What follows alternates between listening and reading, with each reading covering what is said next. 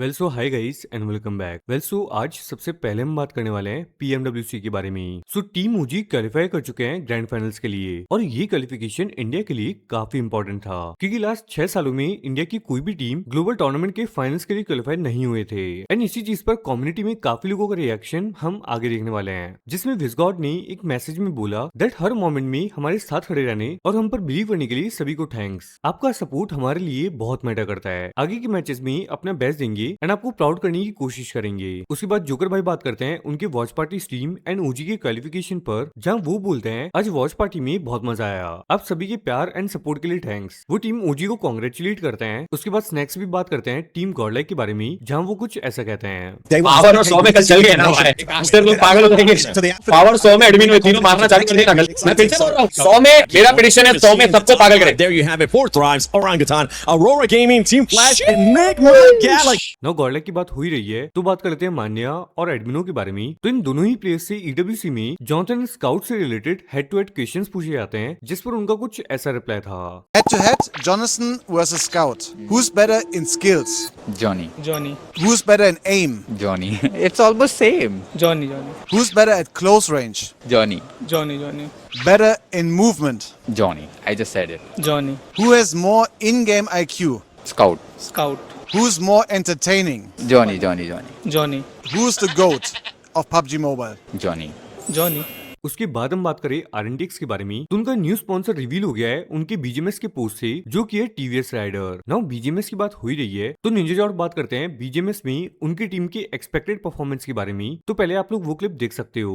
How much excited you are for the BGMS season 5? बहुत ज्यादा ही, क्योंकि यार एक तो बहुत बड़ा लाइन होता है और बहुत टाइम तक लोगों से बातचीत करने का एंड फिर रहने का। जैसे कि देख रहे हो बारिश हो रही थी तो मजा तो आता ही है। ये बारिश के सीजन में क्या लग रहा है कि इस बार पॉइंट्स बहेंगे या फिर कॉन्फिडेंट हो, इस बार फील कर रहे हो कि इस बार ट्रॉफी उठाएगी? कॉन्फिडेंट तो मैं हमेशा से ही रहता हूँ, ये बोलूँगा नहीं कि ट्रॉफी वाला, क्योंकि जिंक्स लग जाता है, मेरे को ऐसा लगता है। बट यार confident always. Well now talking about Mamba, तो वो बात करते हैं क्राफ्टन से ब्लैकलिस्ट होने के बारे में। एस सिड ने अपनी स्ट्रीम पर रिवील किया था एंड इसी वजह से वो बीजीएमआई की वॉच पार्टी भी नहीं कर पाएंगे। अब मामा भी आज एफएफएमआईसी की वॉच पार्टी कर रही थी, जिसकी वजह से काफी लोग उनसे ये बोल रहे थे कि कहीं आप भी ब्लैकलिस्ट ना हो जाओ। तो इस पर मामा ने क्या बोला आप लोग देख सकते हो। क्या मामा भाई भी ब्लैक लिस्टेड होंगे? मुझे नहीं लगता, मुझे लगता है बहुत ही खराब मूव है from the publisher to do this. अगर ऐसा हो जाएगा तो भाई हम कोई भी क्रिएटर ग्रो कैसे करेगा? जिस तरीके से क्रिएटर को कोलैब्स की बहुत जरूरत होती है, उसी तरीके से डिफरेंट गेम्स की भी बहुत जरूरत होती है। आई डोंट थिंक ये किस तरीके से ऐसा होता है या क्यों किया जाता है कि भाई किसी क्रिएटर को कोई भी पब्लिशर ऐसा समझ ले कि भाई वो हमारे लिए डेडिकेटेड है। I don't think this is right in any sort of वे।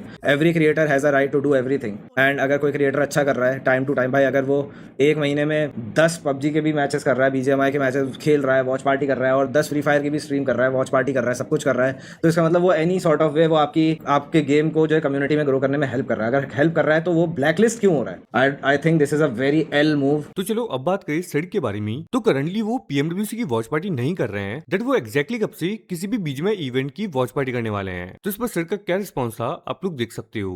मेरे को बहुत लोग पूछ रहे थे पीएमडब्ल्यूसी क्यों नहीं कर रहे हो और फ्री फायर क्यों कर रहे हो। मेरा प्रायोरिटी अभी से मैं बहुत क्लियरली बता रहा हूँ, कंप्लीटली फ्री फायर रहेगा। क्योंकि the way the publishers have treated me on both sides, I think ये मेरा ड्यूटी है और it is a two way street. तो भले मेरे को वॉचिंग कम आए या जो भी है, मेरे को फर्क नहीं पड़ेगा, मैं सिर्फ और सिर्फ फ्री फायर करूंगा। हाँ, अगर फ्री फायर नहीं हो रहा है कोई दिन पे और पबजी हो रहा है, बीजीएमआई हो रहा है, तो शायद थोड़ा बहुत स्ट्रीम कर लूंगा। And now talking about JAP, तो मे बी आपको जीगॉड एंड विवेक भाई के मैटर के बारे में पता होगा। सो इसी चीज पर उन दोनों ने ही जैप के व्लॉग में क्या बोला आप लोग देख सकते हो। ये तो आए हुए 10 दिन हो गए, 20 दिन हो गए, कितने दिन हो गए? हाँ वो तो देखा हमने ऑनलाइन, सबको देखा। ये आईएलएल कर रहे थे।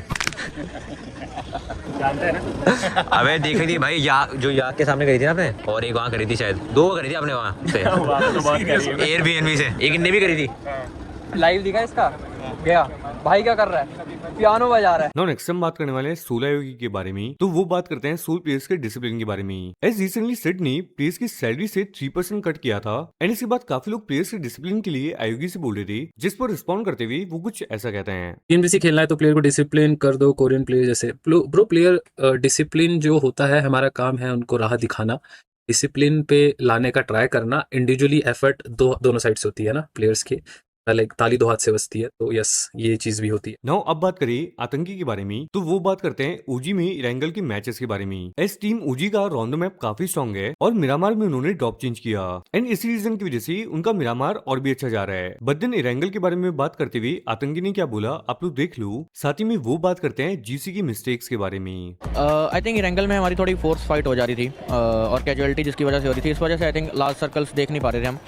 वही हम ट्राई करेंगे, अभी स्टडी किया थोड़ा और देखा है बाकी टीम्स के रोटेशन पाथ्स और वो सब चीज़ें भी, तो आई थिंक अभी ट्राई करेंगे कि ना क्लैश हो उनसे और हम सेफली अपना जोन सिक्योर करें और मतलब अनवांटेड फाइट्स ना हो बेसिकली। पिछली बार ऐसा हुआ था कि हम थोड़ा लो स्पिरिट हो गए थे जब स्टार्टिंग में अच्छे मैचेस नहीं गए थे, लेकिन इस बार वैसा कुछ मतलब किसी के भी फेस पे वैसा दिख नहीं रहा, तो आई थिंक वो एक बहुत बड़ा चेंज है हमारे में और इस वजह से आई थिंक थोड़ा बेटर कर पा रहे हैं। नाउ ओजी के बारे में बात हुई रही है तो मेजी बात करते हैं उनकी मिरामार में ड्रॉप चेंजेस के बारे में। बट एक और चीज है कि ओरांगुटान ने जो अपना ड्रॉप लोकेशन चेंज किया है मिरामार में, वो भी बहुत तगड़ा है। मैंने सच में एक्सपेक्ट नहीं किया था कि वो लोग मिरामार में अपना जो ड्रॉप लोकेशन है उसको चेंज करेंगे, बट उन्होंने चेंज किया है। चेंज करते ही जो फायदा उनको मिला है वो तगड़ा है। मिरामार में ड्रॉप लोकेशन चेंज करके फायदा तो हुआ है। और एक चीज मैं तुम लोगों को कहना चाहूंगा, ओरांगुटान ने पिछले जीसी और इस जीसी में चेंजेस तो बहुत किए हैं। जो भी वो बड़े बड़े स्प्लिट्स हुआ करते थे 2-2 के, वो उन्होंने बिल्कुल हटा दिया है। अब एज अ टीम वो खेल रहे हैं। बहुत तगड़ा इंप्रूवमेंट है भाई। ये चीज जो हम हमेशा कहते हैं कि अगर कुछ चीज काम नहीं कर रही है तो उसको थोड़ा सा सही करो, वो चीज उन्होंने करी है और इस बार बिल्कुल स्प्लिट नहीं है। एंड इसी के साथ वो बात करते हैं टीम ओजी के प्लेयर्स के बारे में। इस 12 मैचेस के बाद विजगॉड के फिनिशेस टीम में सभी प्लेयर्स से कम है, तो उनके लो फिनिशेस पर बात करते हुए मेजी का कुछ ऐसा कहना है।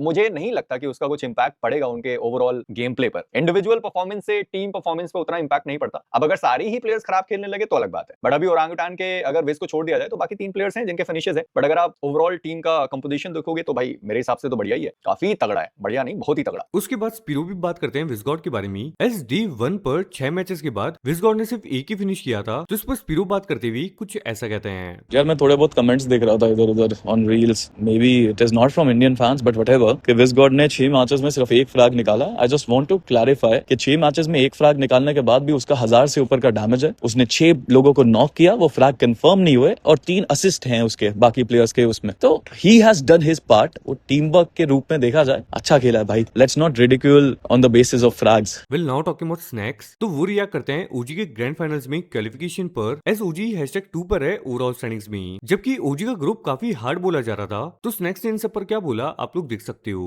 #2 प्लेसमेंट पॉइंट भी बैलेंस है, फिनिश पॉइंट भी बैलेंस है। लिस्ट देखो, 4 थ्राइव्स जो लास्ट टीएमजीओ के वर्ल्ड चैंपियन अरोरा अपने नीचे, टीम फ्लैश, निग्मा गैलेक्सी। ये जो लिस्ट है इस वर्ल्ड की बेस्ट टीम्स की लिस्ट में अपन सेकंड पे, वर्ल्ड की बेस्ट टीम्स की लिस्ट में इंडिया सेकंड पे, जबकि इंडिया इंटरनेशनल सर्किट में प्रैक्टिस तक नहीं करता रेगुलर बेसिस। साल में 1 बार मौका मिलता है, 2 बार मौका मिलता है, तब जाके खेलते हैं। रेगुलर खेलना चालू करे, रेगुलर इस सर्किट में खेलने की आदत लगे, तो आप सोचो बस प्लेयर्स का इंप्रूवमेंट कितना होगा प्ले स्टाइल में, प्लेयर्स इंडिविजुअली कितना स्किल सेट गेन करेंगे, कितना फास्ट और क्विक डिसीजन मेकिंग होगी जिसमें अपन लैक करते हैं। बट ये वर्ल्ड की बेस्ट टीम्स में अपन #2 पे, it's a very proud feeling, बहुत बड़ी बात होती है भाई। वेल नाउ अब बात करें मॉर्टल के बारे में। सो अनफॉर्चुनेटली गोली भाई के फादर की डेथ हो चुकी है। साथ ही में मॉर्टल ने गोली भाई के लिए कुछ ऐसा कहा। गोल्डी भाई is coping up guys, it's obviously a tough time उनके फैमिली के लिए, तो ऑब्वियस सी बात है थोड़ा उनको स्पेस देते हैं, let him come back whenever he feels it is right now वो फैमिली को ही टाइम दे रहे हैं, फैमिली के साथ है। एंड प्लीज गोल्डी भाई के डैड के लिए प्रे करना एंड वेरेवर ही इज उनको शांति मिले। एंड हाँ, कल मैं गोल्डी भाई के वहां पर ही गया था। उसके बाद हम बात करें डायनामो के बारे में, तो वो बात करते हैं घातक भाई के बारे में। साथ ही में गॉडलेक की क्रिएटर्स ने भी घातक भाई पर रिएक्ट किया था। मुझे मैं बस इमेजिन नहीं कर पा रहा हूँ कि घातक ने ये मंगवाया है कि मेरे को भी थोड़े आपने फोर्स तो नहीं किया था उनको। मुझको यहीं पे जाना है। नहीं, जिस हिसाब से मैं जानता हूँ घातक को, अगर वो ये चीज मंगवा रहा है तो थोड़ा सा मेरे को डाइसी लग रहा है। So guys this is true कि शादी के बाद लड़के तो चेंज हो जाते हैं, राइट? थोड़े बहुत तो चेंज हो जाते हैं। सुना तो है, पता नहीं देख भी लिया। अब देख भी रहा हूँ मैं। हाँ देखो बच्चे भी नहीं है यहाँ पे। हाँ तो हाँ एग्जैक्टली। तो एक दूसरे के लिए डब्ल्यू कर दो पब्लिक, क्योंकि तुम लोगों के सपोर्ट की वजह से, तुम लोगों के प्यार की वजह से कल अपन 1500 लोगों को खाना खिलाने का अरेंजमेंट करे और अभी चालू है। सुबह 7 बजे से अभी तक खिला रहे, अभी तक खत्म नहीं हुआ 1500 खाना और अभी भी चल रहा है क्योंकि अभी भी खाना बहुत बचा है। अभी कैसा है ना, जहाँ पे मैं जिस फाउंडेशन से मैं करवाया खाने का, वो खाली ऐसा नहीं है कि बॉक्सेस बना के दे दिए, उसको रिफिल भी करते। अगर किसी को ज्यादा चाहिए, किसी को भूख लग रही ज्यादा, तो उसको रिफिल भी करते। यूजुअली मैं शेयर नहीं करता हूँ बिल्कुल भी, जो भी अपन बैकएंड में करते मैं शेयर नहीं करता हूँ, क्योंकि मेरी मम्मी मेरे को बिल्कुल स्ट्रिक्टली वार्निंग दे सो नहीं करने के लिए। मतलब मेरे घर पे एक रूल है भाई, जिनको नहीं मालूम मैं बता देता हूँ। मेरे घर पे रूल है, जो भी हम लोग करते किसी की हेल्प करने के लिए हम लोग नहीं दिखाते। ये मैं इसलिए दिखाया क्योंकि मेरे को मालूम था मैं 2 लाख लोग के सामने बोला हूँ तो 2 लाख लोग बोलेंगे प्रूफ दिखा तूने किया है कि नहीं किया, उस वजह से मेरे को शेयर करना पड़ा। एंड नाउ लास्टली बात करें मांबा के बारे में, तो वो बात करते हैं उनके पेरिस के वीजा इशू के बारे में। तो वो क्लिप आप लोग देख सकते हो। वीजा का क्या हुआ, वीजा अपना रिजेक्ट हो गया था, तो इस वजह से अपन नहीं जा रहे। पेरिस जाने का बहुत ज्यादा मन मन था, लेकिन कोई क्रेजी डॉक्यूमेंट्स होते to support our visit, tourism के बेस पे मैंने अप्लाई किया था एंड दे वर लाइक कि हमने जो आपके रीजन देखे वो हम लोगों को नहीं पसंद आए, तो इस वजह से आई डोंट नो क्या रीजन है, क्या मेरे नाम की वजह से उन्होंने रिजेक्ट कर दिया, I don't know, I can't say anything about it, but मैं बहुत सैड था, मैं बहुत ज्यादा सैड था जब मेरा वीजा रिजेक्ट हुआ, क्योंकि आई सी एवरीबडी फ्रॉम आर ऑर्ग फ्रॉम गॉडल विजिटिंग EWC, तो ऑब्वियसली अपना भी मन करता है जाने का। ऑलराइट गाइस, आज के लिए मेरे पास इतनी न्यूज़, मिलते हैं नेक्स्ट वीडियो में। थैंक्स फॉर वॉचिंग, वीडियो को लाइक एंड चैनल को सब्सक्राइब जरूर कर लेना।